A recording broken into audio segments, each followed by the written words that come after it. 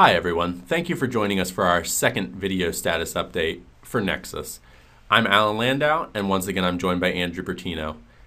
To get everyone up to speed as far as what Nexus is, it is a third-person action-adventure game that follows Chris Reynolds as he searches to find his father, who is lost in some underground caves and temple environments. He will come upon an ancient alien power that gives him the ability to manipulate mass, light, and gravity.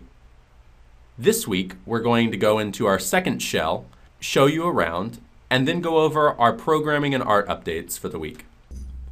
So as you can see, we are currently located at the end of the first shell right now, and Chris, who right now is being portrayed by our Merc model, this is an in-game model that we will be using, but is not our final primary character, is basically stuck with the task of getting through this wall down here to get to the next section. So he basically is given this boulder right here, and Bertino is going to show off that we can just use one of our powers, or we can push directly onto the rock, and once we do that, it will go through and break the wall underneath so we can enter into the second area. Now the second area is a slight departure from the first. The first is mainly a cave. It's relatively confined, things to that nature. This one starts bringing into these native temple feel. So you can see there's different textures on the walls. There's these columns that are present. It just feels a lot more man-made than the previous section. As you can see, our artists have done a fantastic job this week in really giving a sense of wonder and mystery as far as what's going on in the cave world here. As you can see from this mysterious tube that kind of goes through this middle section. We've also worked on some other things like plants and vegetation in the level, as well as some materials on the tube that you can see here. The plant things that we've worked on specifically this week are basically giving it some native animations, and in the following week we're going to be working on having them procedurally react to player interactions. So as the player walks through, the branches will move realistically, things like that, instead of just swaying all the time. So as we walk through this level, you can see that we've set up kind of a dramatic moment here in this central chamber. You can see more of these tubes that we've created, and it also it provides basically a framing for this very center part, which is, in effect, the Nexus power. In the fiction of the game, in the first section, you won't have any powers, so you'll have to traverse through them, or through the first section, just as a normal explorer would, jumping, climbing, walking, running. But in this second section, you're going to be exposed to this power and actually have the powers that we've shown both in the first and second section actually come alive and be able to be used. So Andrew's going to walk up this backwards to show a small little Kismet event that we're playing with, which is basically a disappearing walkway. So we're probably going to be utilizing this actually as you walk up to the power, but it's a nice little effect and one that we just wanted to show off right there. So now that we've gotten the power in the fiction of the game, we're going to go down here and show you what effectively you can do with it. Here you see our first attempt, our first pass at some enemy AI. And the enemy AI actually is able to basically go on patrol from point to point that we set up using UDK's pathfinding nodes.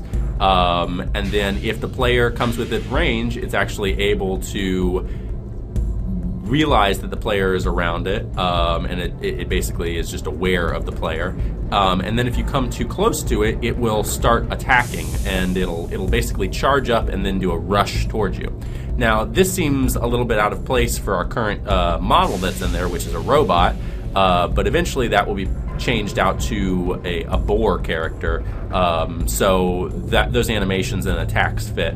We also have a secondary state of when you actually get really close to the character, it does kind of a swiping attack. Now as we move over to this other section, you can see that we've set up some physics objects over here. And Andrew's showing off some of the lighting effects that we've put in for powers. This first one that he's showing off is called, we're tentatively calling it the Sticky Light Glob. It is able to cast dynamic shadows both as it moves through the world, as well as stick to any static mesh in the world and cast shadows off of that. You can also see that nice little flicker effect that we have from the light being cast, and all of these options are completely editable. But from everything from what particle effects make up the actual power, to the color of the light, to the brightness of the light, everything pretty much. And I have to personally thank Tim Trisbiak for really doing a very, very good job on the powers for this week. So the next power we're going to show you is going to be the null grav power. And what this effectively does is anything in its range, once it explodes, is basically the gravity of it is converted to zero, and then a small little impulse is put underneath the bottom so they all start to float up. And as we start to develop puzzles that combine the usages of these powers, you can really see some interesting things start to evolve.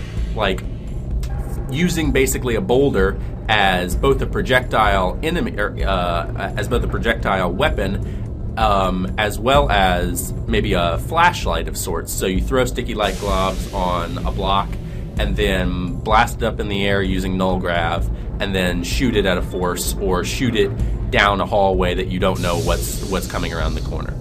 One other thing that I want to point out is this very large statue over here. It weighs, the mass of it in UDK is actually substantially larger. I think we have it set right now to over 9,000.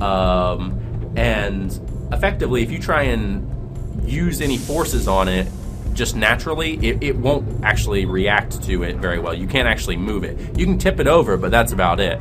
However, if you cast null gravity on it and then start to move it, you can really see that we've given some heft to these objects to try and get a very visceral feel of moving an object that is light versus moving an object that is very heavy.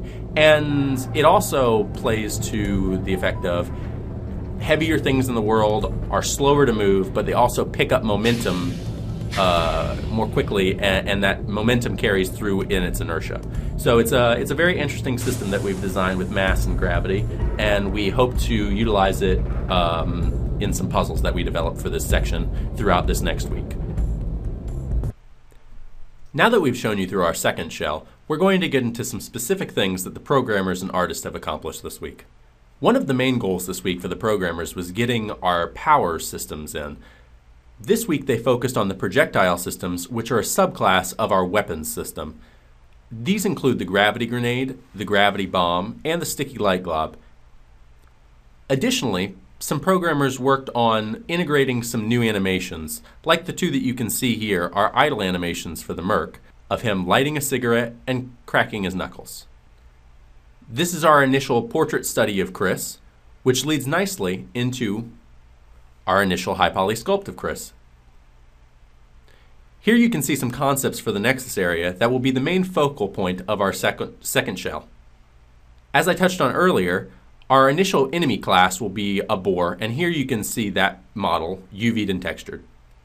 This slide refers back to the pipe materials that I was speaking of earlier, as well as the advanced UDK setup required in order to get that effect. Here's a rendered image of our Merc model right now, as well as a stylized image. And this is how he appears currently in game with spec maps in place. I want to thank you for tuning in to this week's Nexus video status update, and I hope that you join us again next week to see our continued progress.